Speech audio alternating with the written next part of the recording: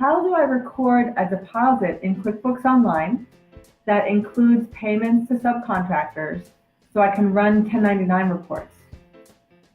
So it looks like we're combining a couple of things here, which is, and you are not alone.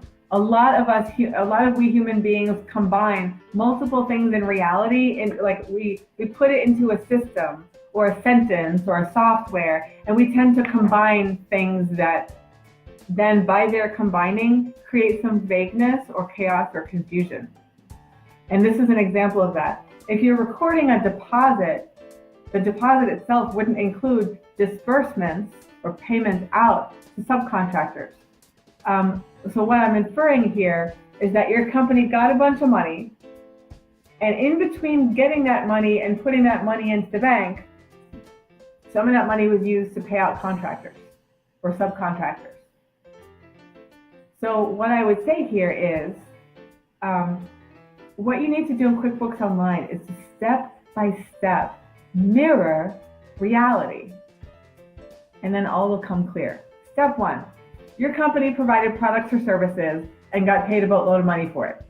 Let's say, since we're talking about paying subcontractors out of that money, let's say it was all cash, like cash. Then you would record that in QuickBooks Online. No deposit yet, right? Because in reality, you didn't go to the bank. You would create an account in the chart of accounts called petty cash. The account type would be called bank.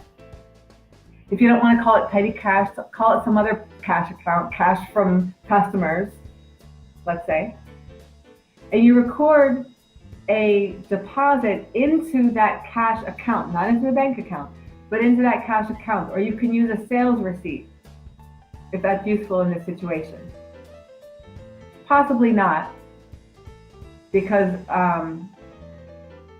if you're talking about bulk information like this, then you're probably not tracking the products sold, the services sold, or individual customers. So you don't necessarily have to use a sales receipt, but you record, hey, we got a boatload of cash. So you put in your chart of accounts, cash, and record the deposit to cash, as if cash were a bucket or an envelope or a pocket that was, containing cash that the company has legal title to. Then what happened in reality? Step two. You took some of that cash and paid your subcontractors. No problem.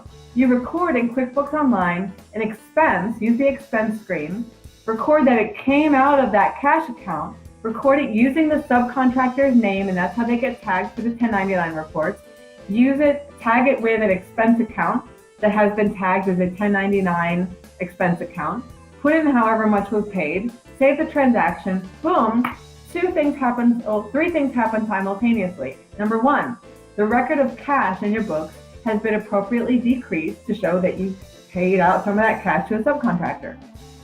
Number two, your company is recording the appropriate expense against all that income. And three, you have all the information you need, all the financial information for your 1099 reports. By the way, so I have to also give kudos to the person who asked this question, because here we're inferring a cash business, and yet you want to issue 1099. Yes, that is the way to go. Nice. Kudos on you. That means you're not going to have a bunch of problems that other people in your shoes run the risk of having. Just make sure, by the way, to collect a W-9 from your contractors, from your subcontractors, before services are provided and before money is paid out. If that W-9 form is not collected, and if it's not complete and signed and dated, then you need to withhold 28% of that and send it into the IRS. And if your subcontractor has a problem with that, then it's better to discuss that before services have been provided and before money has changed hands.